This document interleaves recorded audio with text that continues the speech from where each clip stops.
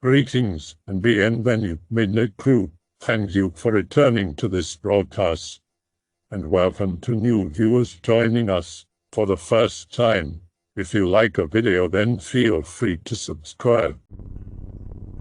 Voices in the Forest. Hey/X/all/out/ist here. I recently had a strange experience deep in the backcountry in the islands of Vermont.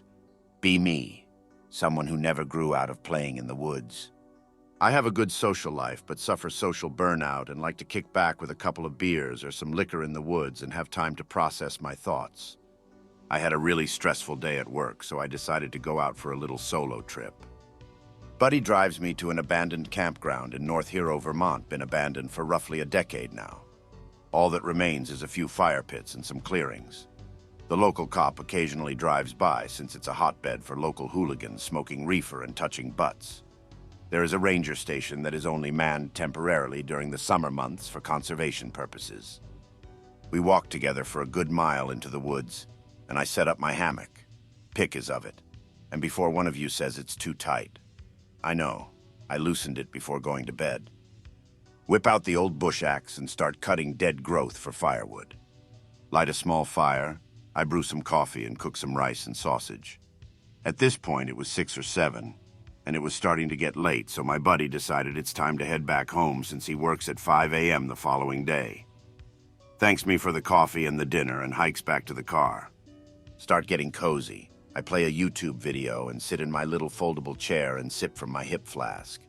Hell yeah, this is what campings is all about. Warm fire, comfy sleeping arrangements, and nothing but my thoughts and the trees around me. Throw on some large pieces of deadwood and curl up in my sleeping bag. Carried by a gentle breeze and the wind whispering between the trees, I drift to sleep. Wake up, eyes open. I can't move. Hear a feminine voice say, "This is a nice spot you have here. How are you?" I can't move my arms or legs. I speak, but my mouth doesn't move. What are you doing? This spot is occupied. Please leave me. Hear a nonchalant response Okay. in the same voice.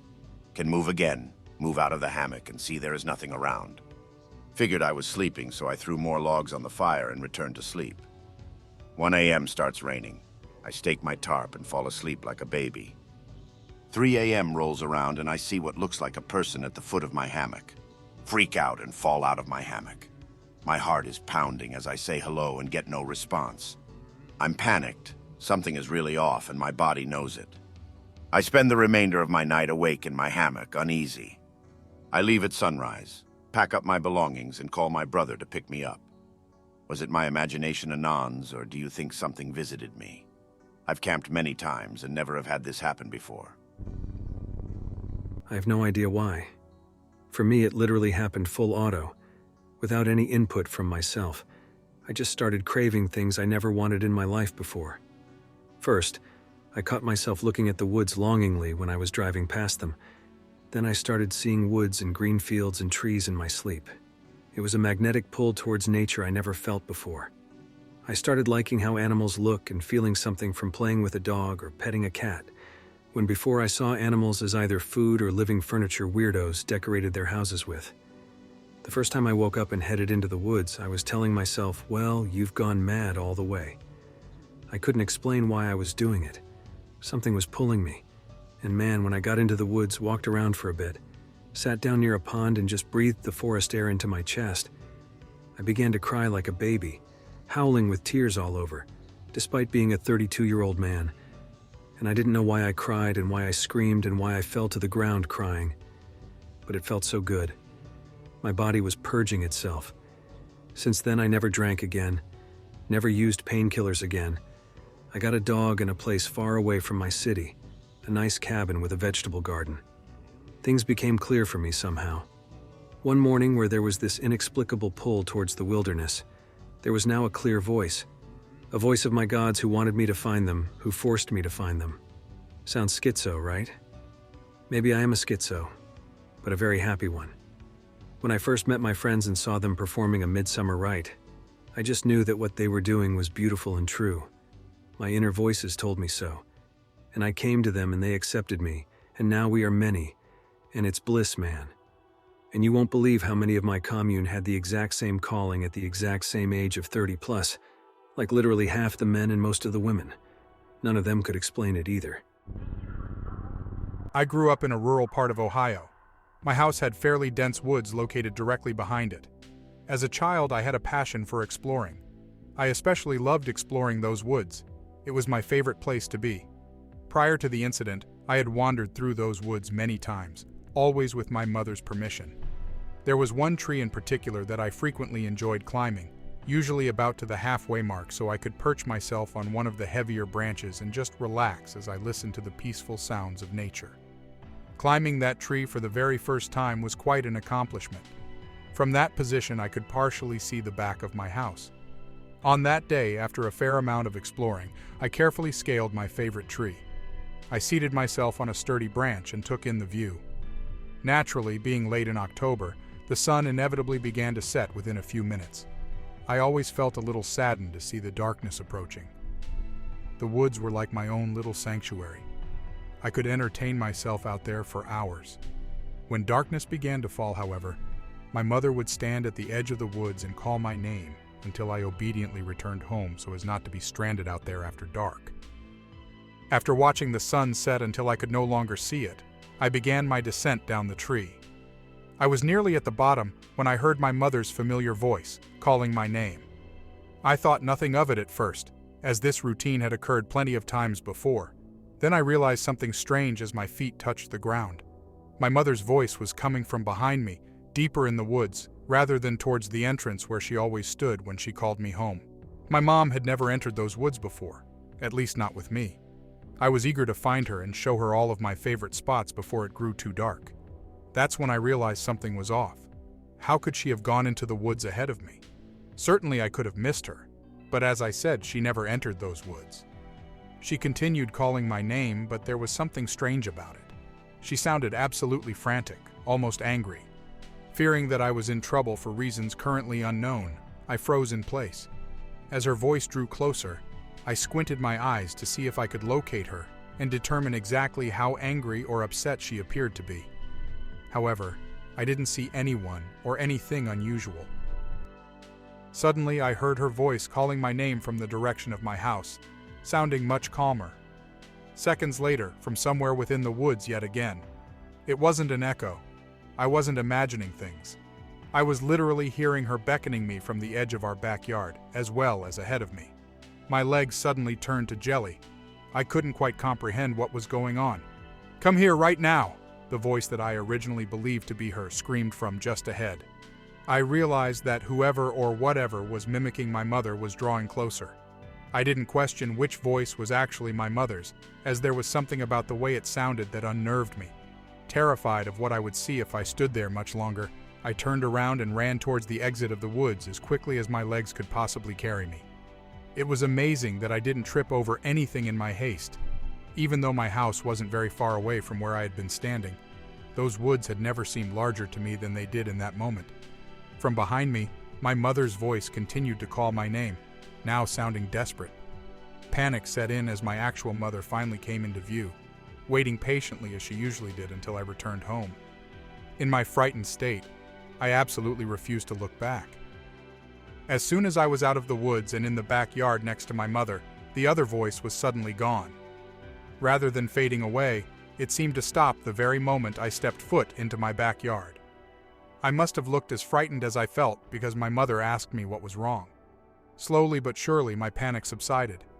I didn't say anything until we were safely inside of the house with our doors locked. I asked my mother if she had entered the woods. Appearing confused by the question, she told me that of course she hadn't. With that confirmation, I hesitantly asked her if she had heard anyone else calling my name and yelling. The answer to that question was also no. Although I was still very much shaken up, I managed to explain everything that happened as clearly and rationally as possible. My mother was surprisingly nonchalant about the whole situation, explaining that I must have imagined it, that I was spending too much time out there by myself. The incident in those woods has stayed with me to this day. I can still hear that voice as clear as a bell. Whoever or whatever it was calling my name sounded exactly like my mother, but I know it wasn't her. Not only was she waiting for me outside, but the voice also sounded strange in a way that I still can't fully explain. I didn't go back into the woods until I was 17 years old, and even then, I never hung out for very long. I've carefully gone over every possible explanation, but none of them seem entirely plausible. It certainly wasn't my mother playing a prank. There was no way she could have pulled it off, not to mention the fact that she's never been one to play pranks. I also highly doubt that it was anyone else because, as I stated before, we lived in a rural area. The closet neighbor was at least a mile away, and I wasn't personally acquainted with any of them. How could they have known my name and where to find me? We've since moved out of that house, but my mother and I occasionally discuss the incident. She still claims that she never heard or saw anything unusual out there. I know it probably shouldn't, but what happened in those woods continues to bother me. I spent many hours out there prior to that day and never had anything out of the ordinary occur. The best explanation I have at this point is a doppelganger or possibly a demon, but I'm unsure. Happened in June of this year. That Friday, I decided to go to the trailer with my girlfriend and her friend for the weekend. Trailer is in Ontario, a place called Highland Pines. Behind the trailer, there is a small hill leading towards a grassy opening with a creek running around it. Had rained the day before, so the hill was muddy, and the creek was slightly higher than usual. Around 1:30 a.m., we decided to go out to the grassy area. About to get started, we hear some voices in the distance. There are no houses on the other side of this creek because the forest is completely protected. The voices getting louder cannot make out the words, but there are multiple voices. Stop everything. Get our lawn chairs and start walking away. Voices are louder and clear. I cannot understand what they're saying, so we start to run. Then we hear water splashing. It had rained the night before. They shouldn't have been able to run through. We got up the muddy hill. Look back and see dark figures, about 5 figures, coming towards the hill. Get inside the trailer, full lockdown situation. No more voices. Peek out the window and see the 5 figures seem to be wearing masks. They had heads, just they were all dark and couldn't see eyes or anything. They seemed to sort of float by walking along the back of the trailers. Next morning, asked the neighbors if they've been hearing anything or seeing anything strange. Nope. I went back at least 5 more times and nothing was strange. The morning after, we also went to look for footprints. There was nothing. Not even ours when we went up the hill. I'll post this story that I posted here on /x/back in 2012 that I just wrote out and also posted on that Let's Not Meet There Now. Here goes. There's this mountain beside where I live that me and my friends used to go up to hike up to the top. Well, one day we went up late at night for a thrill. It was getting really dark, so we eventually made our way back down. It was pitch black and we couldn't see anything and we were stumbling everywhere. The mountain was known for having devil worshippers inhabiting it, and I kept this in mind on the way down, so I knew we had to be cautious. I know this wasn't bullshit because as a kid I found a cat in the forest nailed to a tree with its tail, and some weird ritual altar type thing had surrounded it. The path leading down the mountain was very narrow and had rocks jutting out of it everywhere. Needless to say, it wasn't very safe. Anyway, as we made our way down, we joked and laughed about the fact that the one at the back of the line would be snatched up by the devil worshippers. There were only 3 of us, and we were creeping each other out, but in a fun way. As we made attempts to be the one in front of the line, we jokingly pushed each other out of the way, and such, all competing to not be the one at the back who got snatched. This was all in good spirits until we heard a crowd of people. Now, at this point, we were halfway down the mountain and had come to this spot where the narrow path was at the side of this quarry overlooking it. The voices we heard came from inside the quarry, and we started to get really freaked out because we knew no one really came up this mountain at night as it was way too creepy. I brushed it off as paranoia and continued on the trek down the mountain, trying to assure my friends that it was just people walking their dogs. They weren't convinced as the voices were getting louder and sounded like they were getting closer. My friend had enough and got too anxious and started to jog. I now realized that if he had jogged any later than that, we were probably going to get caught by those people, as the voices really did start to get closer and could be made out. I shit you not, I heard one of them say they were planning to capture us. I'm not sure what they would have done, but I wasn't prepared to find out. We never really knew how close they were to us because, as I said, the place was pitch black and the only part of the path we could see was the part that was lit up by our phone lights. I pursued my friend, who was now jogging, and told my other friend to follow. I told my friends to turn off their phone lights because it would only help the people looking for us to see us. The darkness is your friend is what I learnt that night, among other things like, don't go up a creepy-ass mountain at 1 a.m. We ran and ran until our teenage legs couldn't push us anymore. We had made it to the forest. Yes, the same forest that I found the cat in as a kid. I've never been so scared in my life, but I still tried to keep my calm as my friends were losing their minds and one of us had to think straight. We took a little break by hiding in the trees and found a nice clearing where we could see on all sides so we would know when those guys had spotted us. We had just caught our breath when I spotted a dark figure lurking in the trees about 50 meters behind us, about 160 feet for you Americans. Nope. I grabbed my friend's arms and told them to follow me. I ran in the opposite direction as fast as I could to a path I knew too well. We ran down this path for a good 10 minutes. I wasn't looking back at any point, as I was only concentrating on getting me and my friends out of that forest alive, so I never really knew if my friends were keeping up with me, but I assumed they were because we were good runners. So eventually, I make it out of the forest, but not quite at the bottom of the mountain yet. I took a break from running to see if my friends had managed to stay with me. To my horror, only one of them was navigating their way through those ghastly trees into the moonlight where I had now been standing in. It was a horrifying scene to only see one of my friends. I started to get an anxious feeling because I knew we would have to go back into that forest to find our other friend. I can remember the only thought in my head at that time was that my friend had got captured. I was convinced he had been snatched, and I started to put the blame on myself for not making sure my friends managed to keep up with me. And so we grabbed fallen tree branches as weapons and noped our way into that forest. Our fate was uncertain, but I knew we couldn't leave our friend behind. I knew danger was just around the corner, and my gut feeling confirmed this. My primal instincts were kicking in, and I could hear every little noise around us. I swear my adrenaline made me feel like some sort of super hunter. It was weird, because I then got this feeling that my friend was okay, and this gave me hope that we would find him.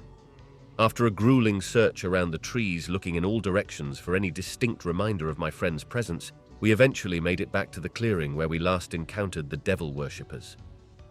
My other friend was trembling with fear, and I could tell he wasn't up for this and wanted to leave, but I managed to get him to stay calm, and so we started to search that clearing as cautiously as we could for our friend, hoping that he had hidden in a bush or something. It was a fool's hope. Me and my friend decided to split up to speed up the pace of the search, and so we could cover more ground. I know what you're thinking. Why would those idiots split up? For many reasons. We didn't want to spend much time in that clearing, and splitting up was the only way that would get us out of there quicker.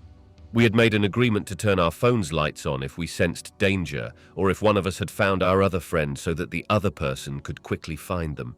As I was searching these bushes, whispering my friend's name, I heard something in the trees about 20 meters behind me. It sounded like a rustle, but it wasn't like that of an animal. It was more human-like someone was searching for something or someone the same way I was. I immediately jumped into the bushes and waited to see who it was, only hoping that it was our lost friend. I peered out of the bushes and I saw a group of 5 men all wearing black. One of them was even wearing a robe. My heart was pounding and I knew I couldn't turn my phone light on to indicate to my other friend that I was in danger because it would only alert the men. They didn't look like typical edgy teenage devil worshippers. It was full-grown men. It wasn't like I needed confirmation we were in danger, but seeing those men was the one indicator that made me realize that we were real trouble. I tried to keep my eyes on them, but also looked around to look for a quick getaway if they got any closer. And it was at this time that I saw my friend's phone light flicker at the other end of the clearing. My friend had been found. I thought quickly, because now I was the one in danger, as the men were getting closer and closer, and I suspected that they saw the phone light too. I came up with 2 courses of action quickly: stay in that bush and let the men chase after that light, hoping that my friends would get away in time whilst I sneaked around the men to another path leading down the mountain, or make a run for it, hoping that I would be faster than those men so that I could alert and reunite with my friends. I had made my mind up within seconds. I was going to make the run for it. I knew I could do it because I've always been a good runner, often winning awards and medals at school for it. My adrenaline was through the roof and it only pushed me to make that run. I've never ran so fast in my life, bobbing and weaving through nettle bushes and jumping over boulders in my way. Nothing was going to stop me. I was like a wrecking ball bursting through the bushes until I eventually caught up with my friends. There was this distinctive look of horror on their face as they saw me, and I could tell that the men were just behind me from their looks. I never stopped and told them to start running.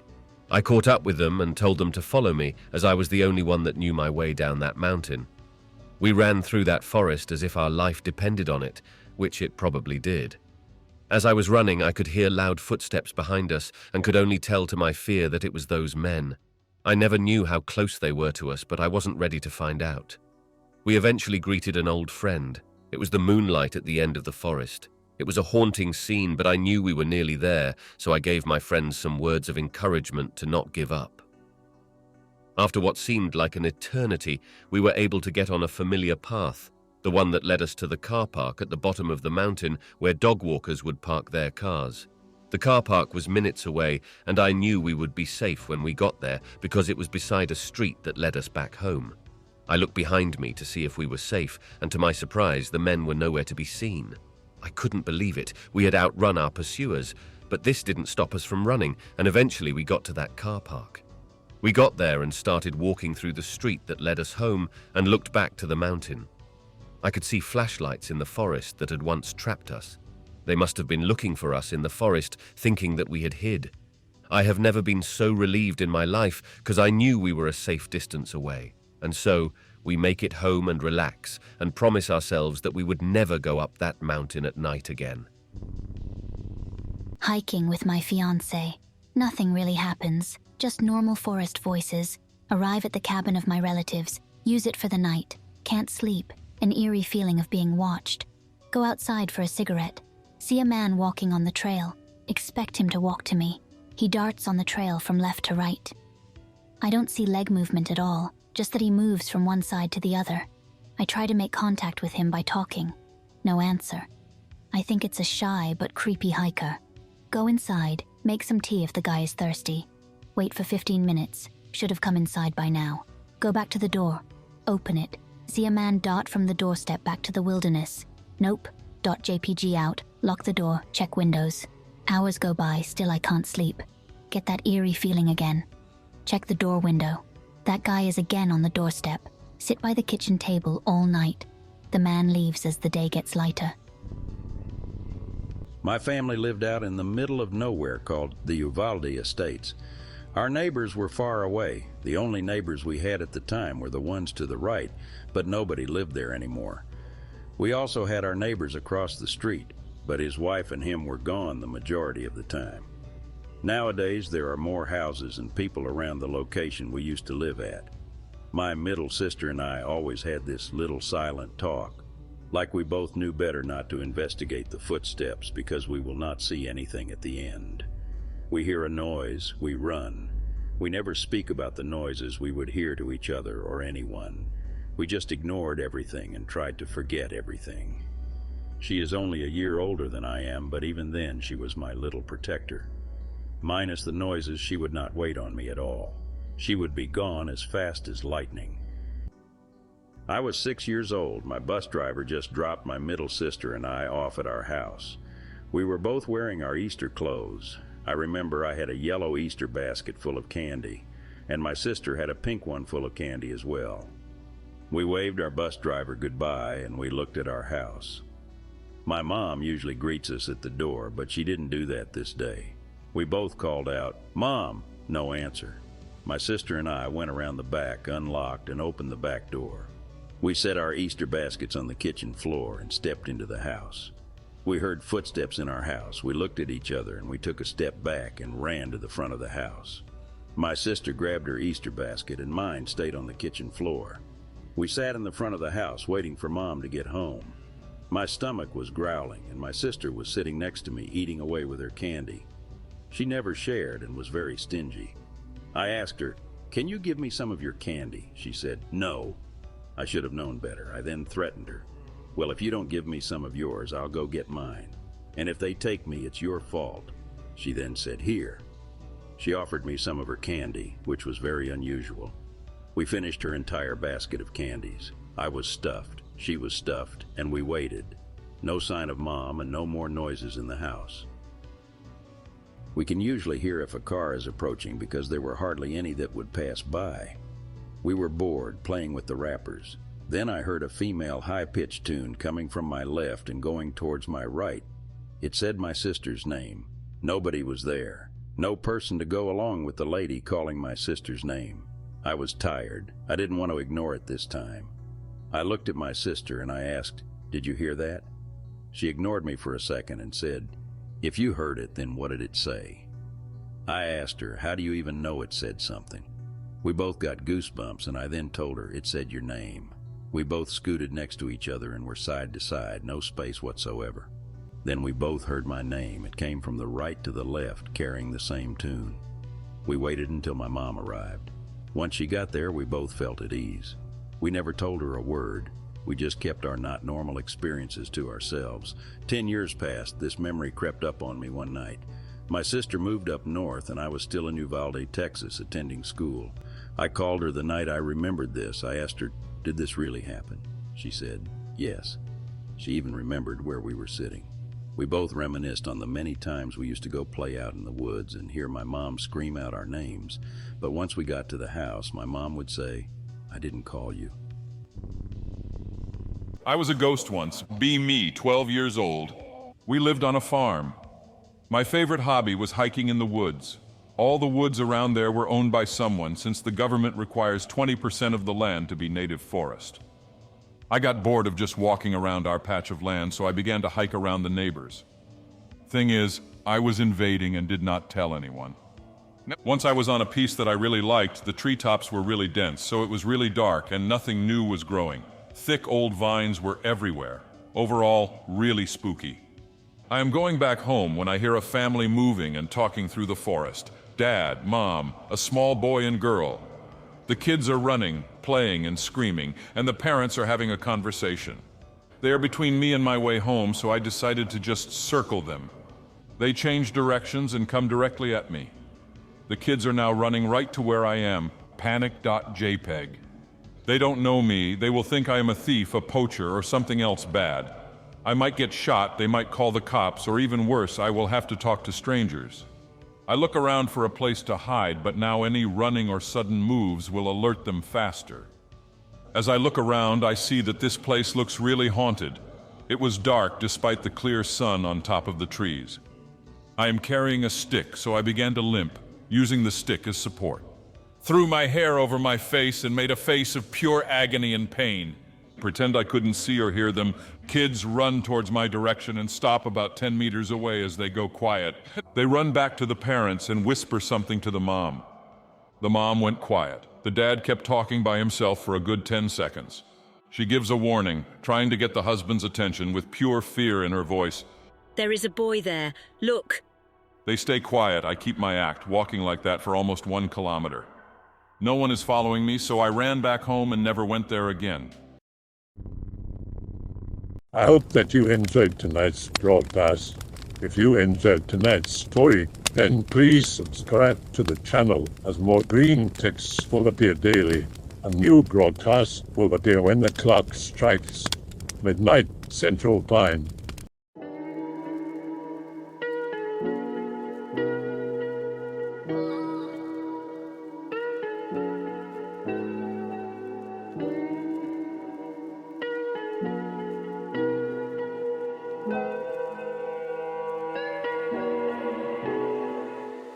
Remember to check out the Odyssey page in the description for a second archive of the channel's videos.